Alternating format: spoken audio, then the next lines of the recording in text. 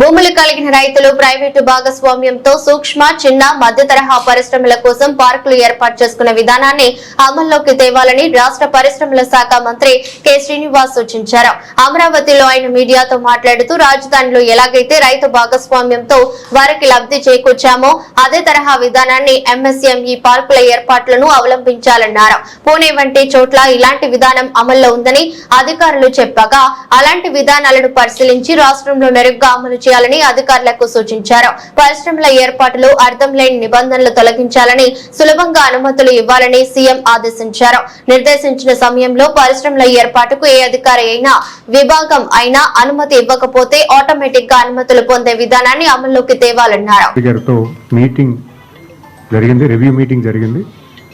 Review meeting భాగంగా first meeting కాబట్టి 14 to 19 ఈ ఎంఎస్ఎంఈ ఇండస్ట్రీస్ని ఎలాగా ప్రమోట్ చేశాము, అలాగే 19 to 24 ఏ రకంగా అది ఇబ్బంది పడింది, ఈ ఇండస్ట్రీస్ని ఎలా ప్రమోట్ చేస్తే బాగుంటుంది అనే దాని మీద డిస్కషన్ జరిగింది. ఫస్ట్ ప్లేస్లో ఏంటంటే గత టీడీపీలో లాస్ట్ గవర్నమెంట్లో ఎలాగైంది అండ్ ఈ గవర్నమెంట్లో ఏ రకంగా మీరు మాకు అంటే వే ఫార్వర్డ్ ఎలా ఉంటే బాగుంటుందని కూడా క్వశ్చన్ చేస్తూ దానిలో ఒక గైడెన్స్ అయితే మాకు దొరికింది.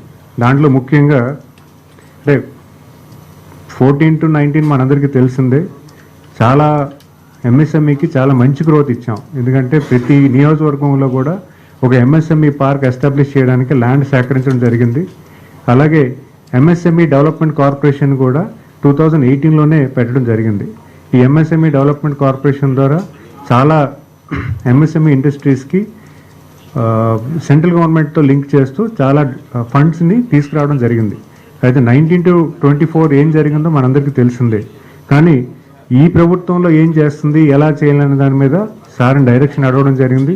డైరెక్షన్ నిమిత్తం ఆయన మాకు ముఖ్యంగా చెప్పింది ఏంటంటే ఈ ఇండస్ట్రీస్ని మైక్రో స్మాల్ అండ్ మీడియం ఇండస్ట్రీస్ని మనం ఒక ఇండస్ట్రీ పర్స్పెక్టివ్లో ఆలోచిస్తున్నాం. కానీ దానికి మనకున్న స్ట్రెంగ్స్ ఏంటి, మనకున్న హ్యాండ్లూమ్ స్ట్రెంగ్త్ ఏంటి, అగ్రికల్చర్ స్ట్రెంగ్త్ ఏంటి, అలాగే టెక్స్టైల్ ఇండస్ట్రీ ఏ రకంగా చేయొచ్చు, అలాగే ఇన్ఫర్మేషన్ టెక్నాలజీ ఎలక్ట్రానిక్స్ మీద ఏ రకంగా ఎలక్ట్రానిక్స్ అండ్ కమ్యూనికేషన్స్ మీద అక్కడ micro small and medium industries ఎలా స్ట్రెంగ్తన్ చేయొచ్చు, అలాగే టూరిజం మీద, coir and food processing and all other emerging సెక్టర్స్లో బ్యాక్వర్డ్ అండ్ ఫార్వర్డ్ లింకేజెస్ ఏ రకంగా ఈ ఇండస్ట్రీస్కి చేయొచ్చు, ఈ ఇండస్ట్రీస్ని ఈ అన్ని డిపార్ట్మెంట్స్లో కూడా మనం ఎలా డెవలప్ చేయొచ్చు, అలాగే సెర్ప్ డిపార్ట్మెంట్లో కూడా మనకి డ్వాక్రా సంఘాలు ఉన్నాయి, వాటిల్లో కూడా ఎలాగ ఈ మైక్రో అండ్ స్మాల్ ఇండస్ట్రీస్ని తీసుకురావచ్చు, వాళ్ళకి ఎటువంటి సపోర్ట్ మనం ఇవ్వచ్చు.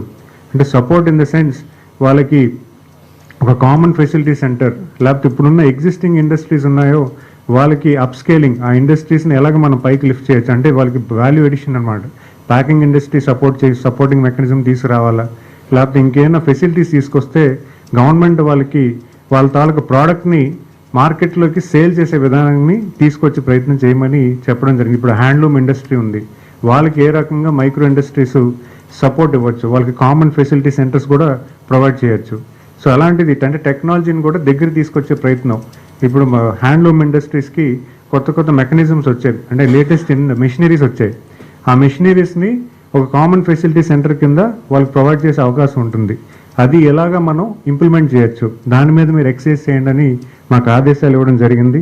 అలాగే మనకున్న ఈ ఎంఎస్ఎంఈ ఇండస్ట్రీస్ అనేవి కూడా వేరే డిపార్ట్మెంట్స్ ఉన్నాయి. కమిషన్ ఆఫ్ ఇండస్ట్రీస్ని ఎలా స్ట్రెంథన్ చేయొచ్చు, అంటే ఈ డిఐసిస్ ప్రతి డిస్ట్రిక్ట్లో కూడా డిఐసిని రీవ్యాంప్ చేయమన్నారు.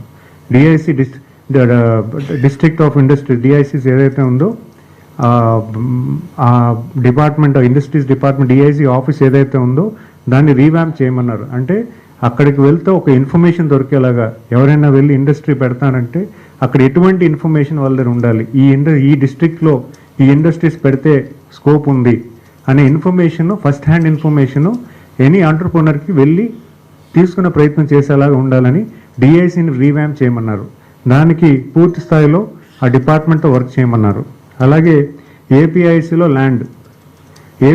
ల్యాండ్ ఎలాగ అవైలబిలిటీ ఉంటుంది, ఇప్పుడున్న పార్క్స్ ఎన్ని ఉన్నాయి, దాంట్లో అవైలబిలిటీ ఎలా ఉన్నాయి, రానున్న కాలంలో నియర్లీ 50 పార్క్స్ గవర్నమెంట్ డెవలప్ చేయాలని, అలాగే ఇంకొన్ని పార్క్స్ పీపీపీ మోడల్లో మనం డెవలప్ చేసుకోవాలని కూడా చెప్పడం జరిగింది. అంటే పీపీపీ మోడల్లో ఉన్న ల్యాండ్, గవర్నమెంట్ ల్యాండ్, ఏపీఐసి దగ్గర ఉన్న ల్యాండ్ని డెవలప్ చేస్తే ప్రైవేట్ ఇండస్ట్రీస్, అంటే ప్రైవేట్ వెండర్షిప్ డెవలప్మెంట్ చేసి ఇండస్ట్రీస్ ఎవరైనా పెట్టడానికి పూర్తి స్థాయిలో ఎక్సైజ్ చేయడానికి, అంటే మనకున్న తక్కువ ఫండింగ్లోని మ్యాక్సిమం రీచ్ ఎక్కువ ఇండస్ట్రీస్ వచ్చేలాగా ఎక్సైజ్ చేయమని. అదేవిధంగా ఎంఎస్ఎంఈ డెవలప్మెంట్ కార్పొరేషన్ కంటిన్యూస్ ఎఫర్ట్లో సిడిపి ప్రోగ్రాంలో చేయాల్సిన కామన్ ఫెసిలిటీ సెంటర్స్, అలాగే ఇన్ఫ్రాస్ట్రక్చర్ డెవలప్మెంట్స్, అలాగే ఫ్లాటెడ్ ఫ్యాక్టరీస్ని కూడా ఈ పర్టికులర్ కార్పొరేషన్ హెల్ప్ చేస్తుంది.